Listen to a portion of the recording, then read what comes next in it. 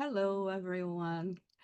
I'm so happy to be able to be here with you today and participate in this year's edition of SPIRITISMx 2025, the legacy of women who continue to inspire. And I was blessed with the topic, the woman that I'm going to be talking about, that is our dear Amélie Gabrielle Boudet.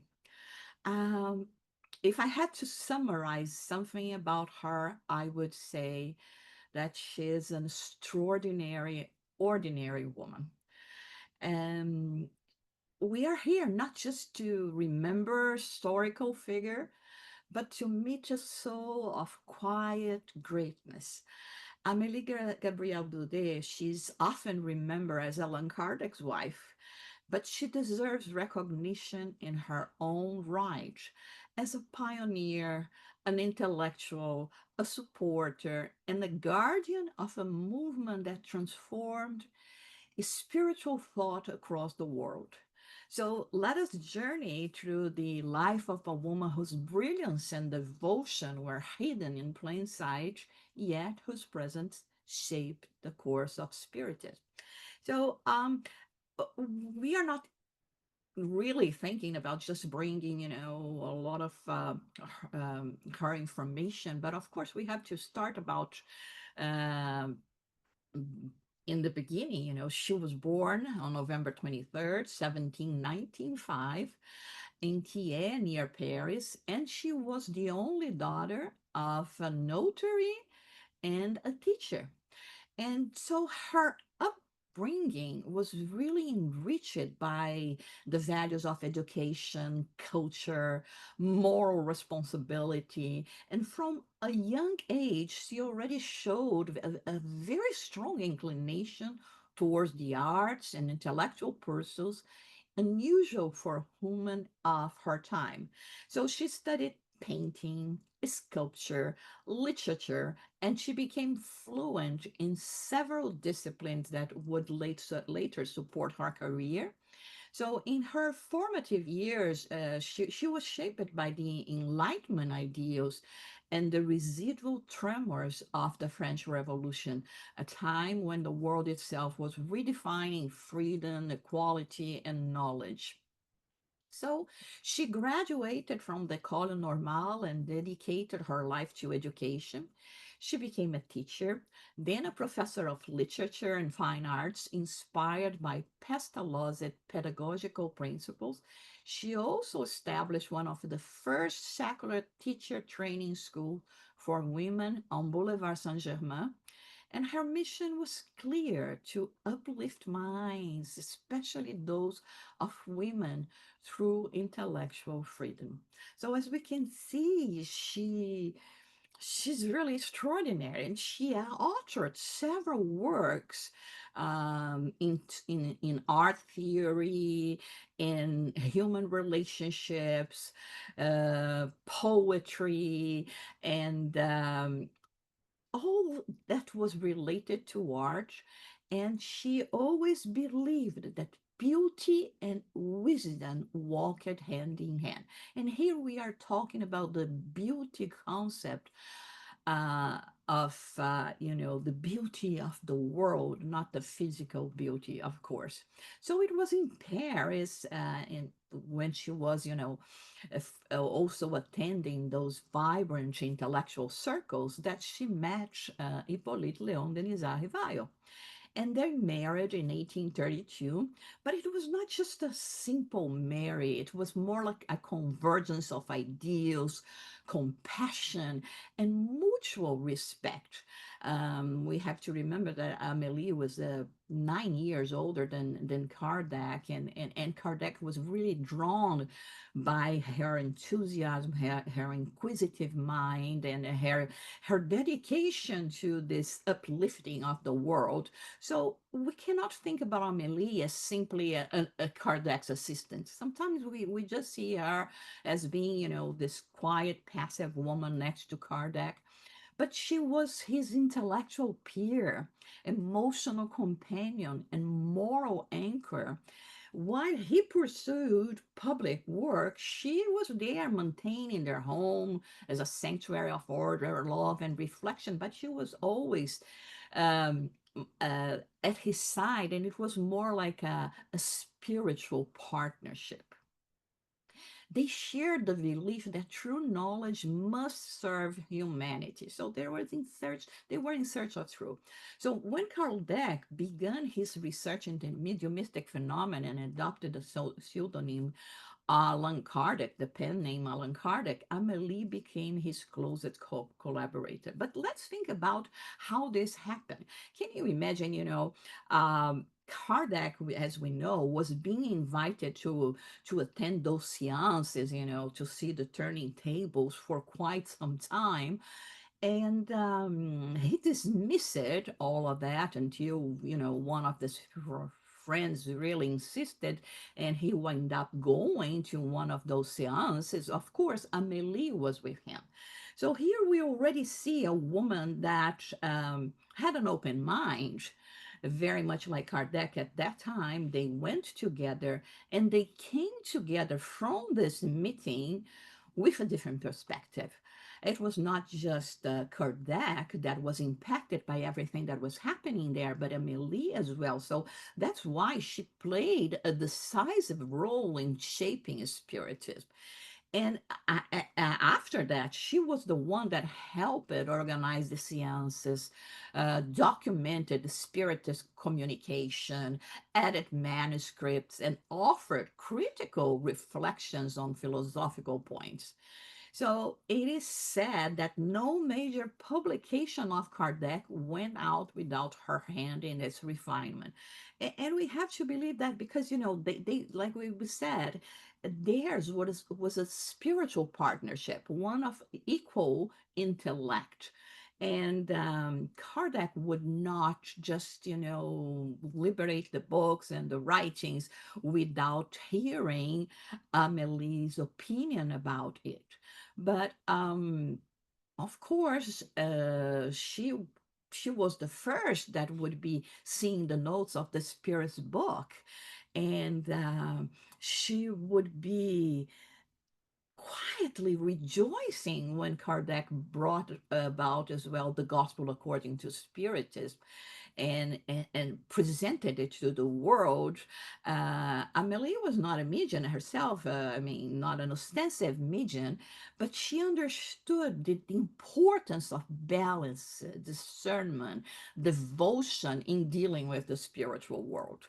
And of course, she was all the time being assisted by highly evolved spirits. So her presence brought seriousness and serenity to the movement. And when challenges arose, and we know from the writings of Kardec that they were many critics attacking, friends turning their back on Kardec, mediums wavering, Amelie was just always there, calm, steady, and faithful. Her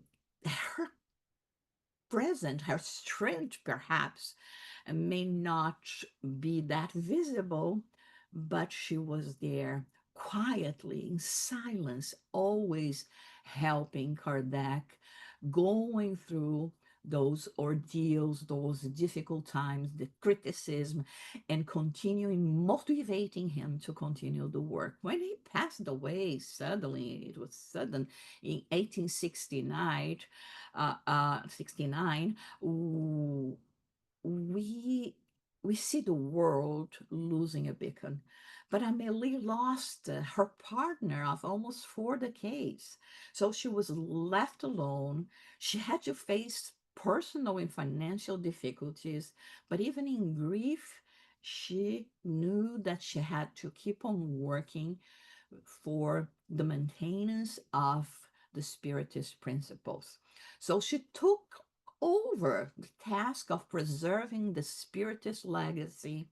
She ensured the posthumous publication of Genesis, managed correspondence with groups across continents, and confronted both internal disagreements and external hostility. So she was now the movement's steward and its shield.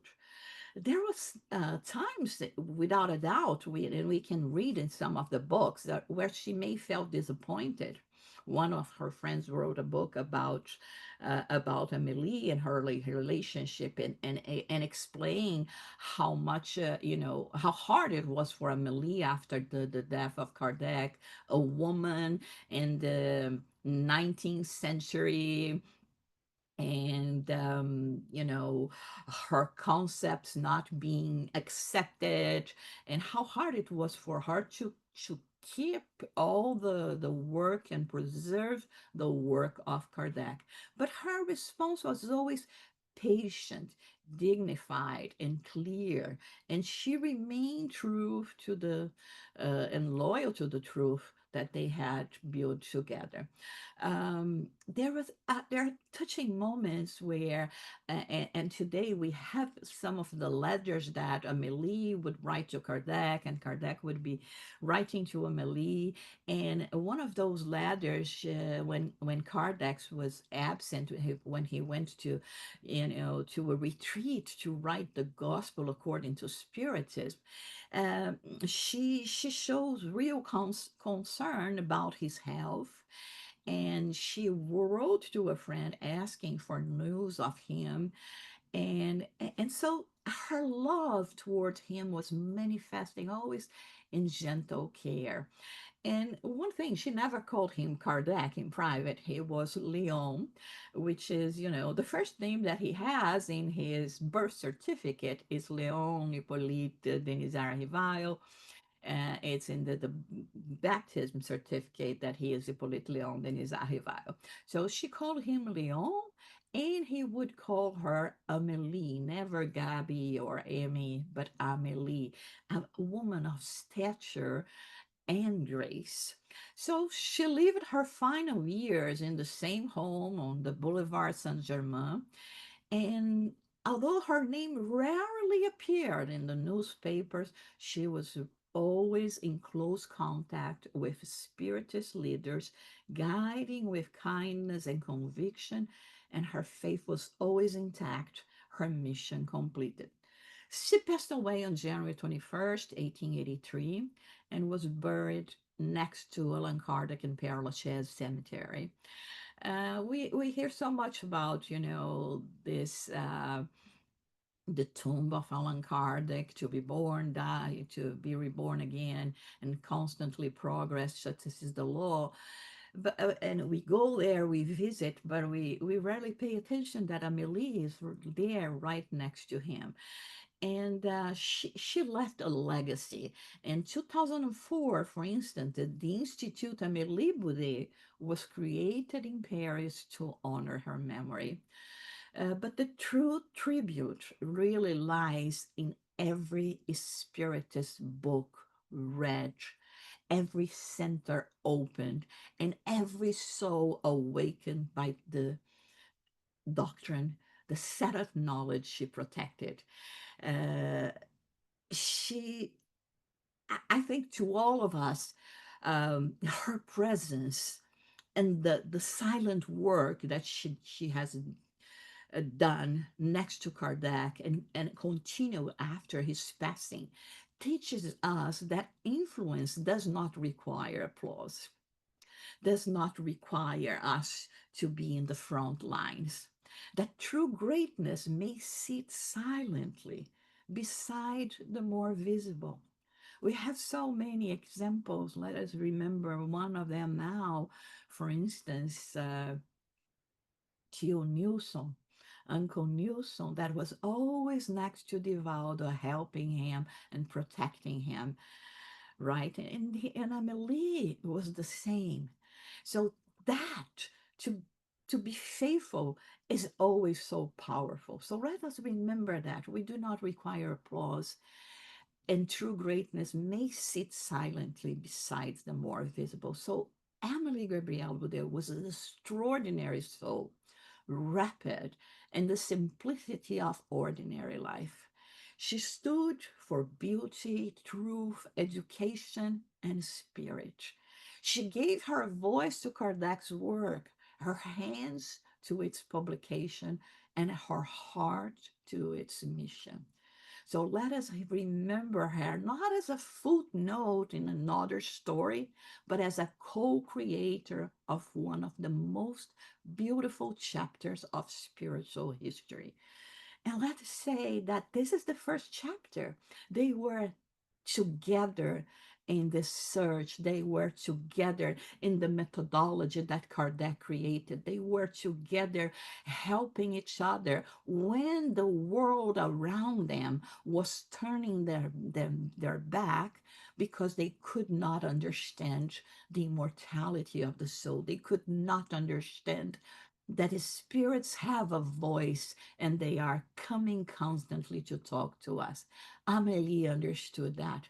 Amelie stood by Kardec, and Amelie was the one that protected this work until her last breath so that we could today be able to receive it, to savor it, to enjoy it in the way that Kardec wanted us to receive, in the way that we understand was the message that was going to come from to us from on high to guide us in our lives today and forever.